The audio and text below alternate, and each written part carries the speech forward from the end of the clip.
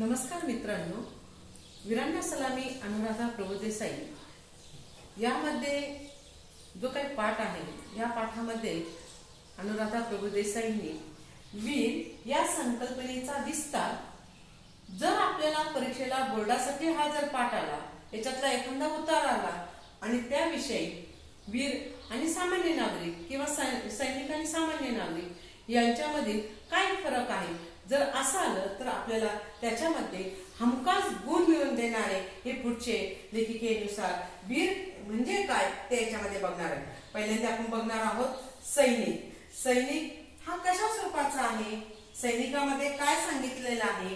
म्हणजेच या ठिकाणी आज 12वीच्या बोर्डाच्या दृष्टीने अतिशय महत्वाचा या ठिकाणी काय घेतलेला आहे, आपण हा विषय घेतलेला आहे आणि त्याच्यामध्ये बोर्डाच्या उत्तरामध्ये फक्त सैनिक नव्हे तर वेगवेगळ्या क्षेत्रामध्ये वीर कसा मांडायचे किंवा हे आज आपण समजावून घेणार आहोत.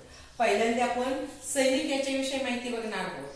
सीमेवर उभा राहून देशाच्या रक्षणासाठी स्वतःचे प्राण पणाला लावणारा सैनिक हा खरा वीर असतो.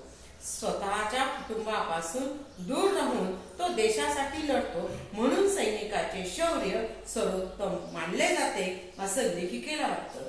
दुसरा आहे मुद्दा याच्यामधला क्रांतिकारक. क्रांतिकारक हे विचारांनी लढणारे वीर असतात. अन्याय, गुलामगिरी आणि जुलूमशाही विरुद्ध त्यांना निर्भयपणे आवाज उठवणारेही असतात. त्यांचे शस्त्र म्हणजे धैर्य, विचार आणि प्रेम.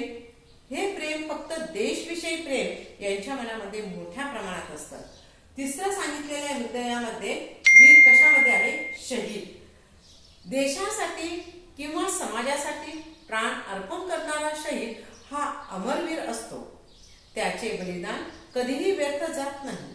शहीदांचे जीवन आणि त्याग पुढील पिढ्यांना सतत प्रेरणा देत राहतो.